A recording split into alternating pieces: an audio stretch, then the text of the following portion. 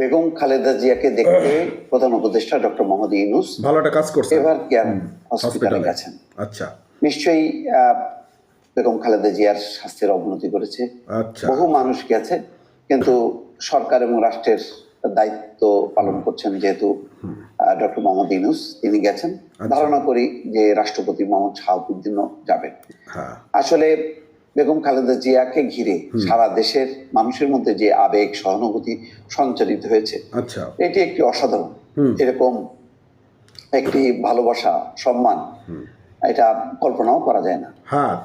যেটি বেগম খালেদা জিয়াকে ঘিরে যে আবেগ ঘন পরিবেশ তৈরি হয়েছে সারা দেশের মানুষ তো বটেই, এমন কোন দল নেই, এমন কোন মত নেই, সব দল মতের মানুষ অন্তত এই একটা জায়গায় বেগম খালেদা জিয়ার প্রতি তাদের শ্রদ্ধা, সম্মান এবং একই সঙ্গে উদ্বেগ, উৎকণ্ঠা, কোনো কিছুরই কমতি নেই।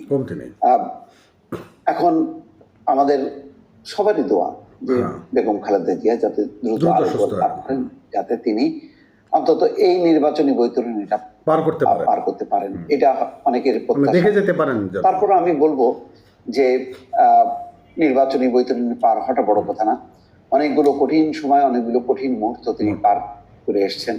আজকে তার চোখের সামনেই রাজনীতির উত্থান পতন দেখলেন, তার নিজের জীবনের যেমন বিড়ম্বনা দেখেছেন তিনি, তেমনি দেখেছেন যে তার প্রতিপক্ষ তাকে ধ্বংস করতে গিয়ে কিভাবে নিজেই ধ্বংস হয়ে একেবারে বলতে গেলে ছাই হয়ে গেছে, অন্য দেশে আশ্রয় নিতে হয়েছে।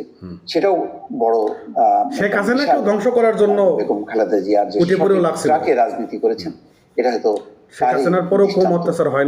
অনেক আগে বেগম খালেদা জিয়া রাজনৈতিক দৃশ্যপট থেকে এখন বেগম খালেদা জিয়ার কে সুস্থ রাখা এবং তার বিদায়টা এটা একটা অবিস্মরণীয় ঘটনায় থাকছে, যে যেখানে রাষ্ট্রপতি শাহাবুদ্দিন ইতিমধ্যে তিনি আনুষ্ঠানিকভাবে বিবৃতি দিয়েছেন, বার্তা দিয়েছেন, হয়তো যে এভার কেয়ার হসপিটালে তিনি হয়তো আসবেন, যেমনি এসছেন ডক্টর মোহাম্মদ ইউনূস। এখন যেই অতৃপ্তিটা সারা দেশের মানুষ, সেটা তারেক রহমানকে ঘিরে। তারেক রহমান হয়তো আসবেন যে কোনো মুহূর্তে, ঘোষণা দিয়ে হয়তো আসবেন না। স্বাভাবিকভাবে যে পরিস্থিতি, ভিড় ভাট্টা সবকিছু মিলায় এই সময় সম্বর্ধনা নেওয়াটা বড় কথা না।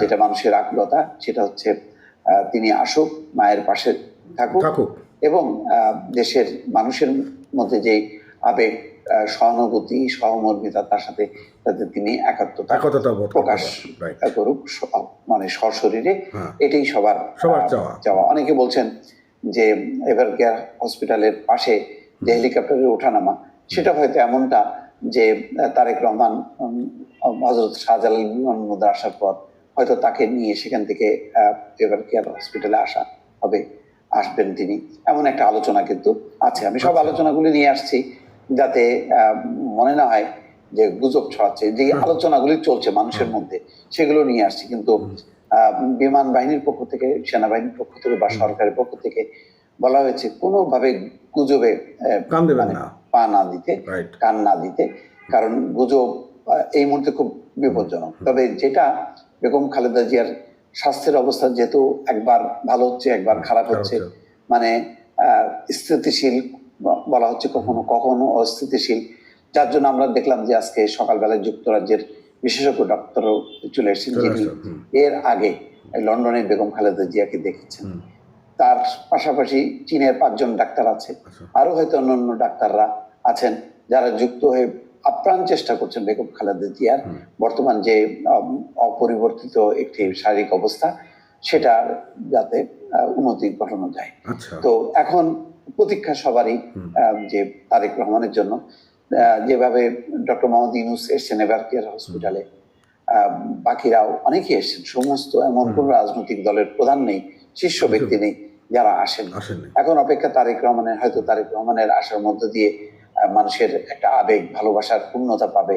কারণ তারেক রহমান যেমন মাকে দেখতে চান, মাও চান যে ছেলে তার পাশে আসুক, তেমনি দেশের মানুষ প্রত্যাশা করে এইরকম একটি পরিবেশে তারেক রহমান যাতে আসেন এবং মানুষের যে উদ্বেগ, উৎকণ্ঠা, সেটাকে যাতে তিনি অ্যাড্রেস করেন, সেটাকে যাতে শান্ত করার চেষ্টা করেন, সেই প্রত্যাশাই হচ্ছে এখন সবার মধ্যে দর্শক।